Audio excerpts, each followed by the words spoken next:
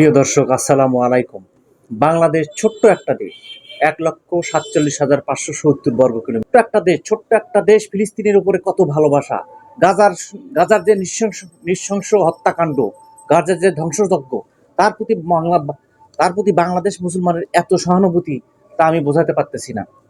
তাহলে আমাদের এই ছোট্ট দেশের দেবার মতো কিন্তু ভালোবাসা ছাড়া তেমন আর কিছুই দেবার মতো নাই। তো আমরা বাংলাদেশ কতটুকু দিতে পারছি? বাংলাদেশ তেমন কিছু দিতে পারে নাই, শুধুমাত্র আমাদের অফুরন্ত ভালোবাসাটুকু দিতে পারতেছি। আমরা তার জন্য লং মার্চের একটা ভিডিও দেখেন।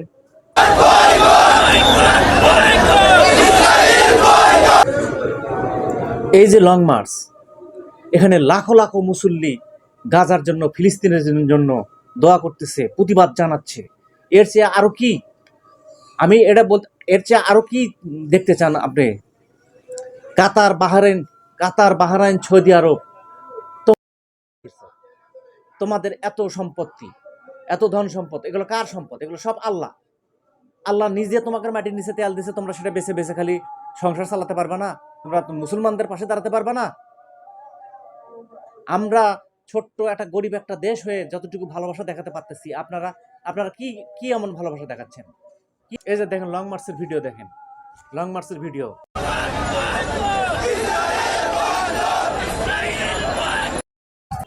আমার এলাকার গরিব ছোট ভাইয়েরা নিজের টাকা খরচা করে এলাকার বাজারে বাজারে ফ্ল্যাগ টাঙাচ্ছে, ফিলিস্তিনের ফ্ল্যাগ টাঙাচ্ছে। কি জন্য? ফিলিস্তিনিদের প্রতি অফুরন্ত ভালোবাসার স্বার্থে এই পতাকাটা টাঙানো হচ্ছে। দেখেন কিভাবে পতাকা টাঙায় আমার ভাইয়েরা, ছোট ভাইয়েরা নিজের টাকা খরচা করে কিভাবে পতাকা টাঙাচ্ছে। তাদের মুখে কিছু শুনে আসুন।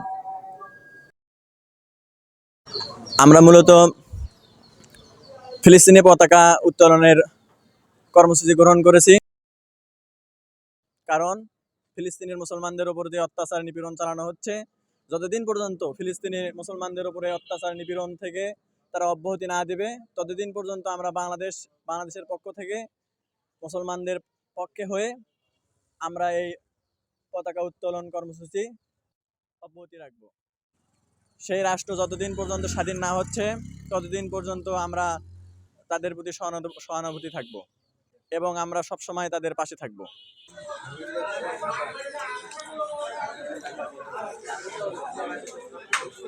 গাজার জন্যে বাংলাদেশের গরিব শ্রেণীর এত ভালোবাসা যে আমি, দেখেন একজন গরিব লোককে চাওয়া মাত্রই সে কত টাকা দিয়ে দিচ্ছে, দান করতেছে।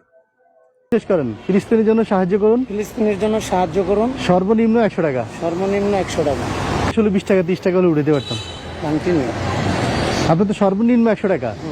নেন, হ্যাঁ, সমস্যা নাই। না গাজা এত ধ্বংসযজ্ঞ, এত নির্মমতা, শিশু হত্যা, নারী হত্যা, বয়স্ক লোক হত্যা, তারপরও জাতিসংঘ কেন চুপ করে আছে জানেন?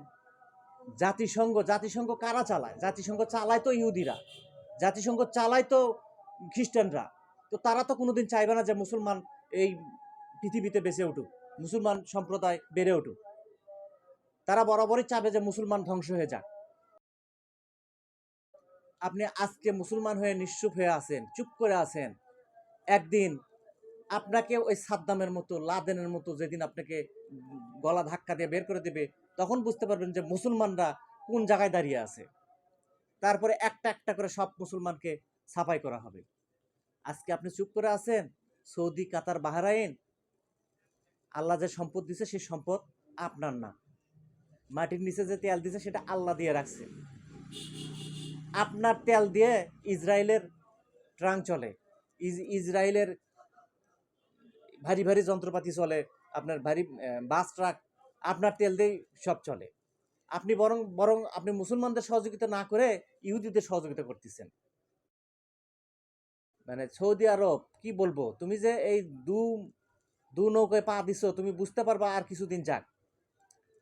তোমার অপকর্ম জালাল খাশোগি জানার পরে, তোমার দেশের সাংবাদিক জামাল খাশোগি জানার পরে তাকে তুমি হত্যা করছো তুর্কি সৌদি এম্বাসিতে, যার কারণেই তো তুমি ফেসে গেছো।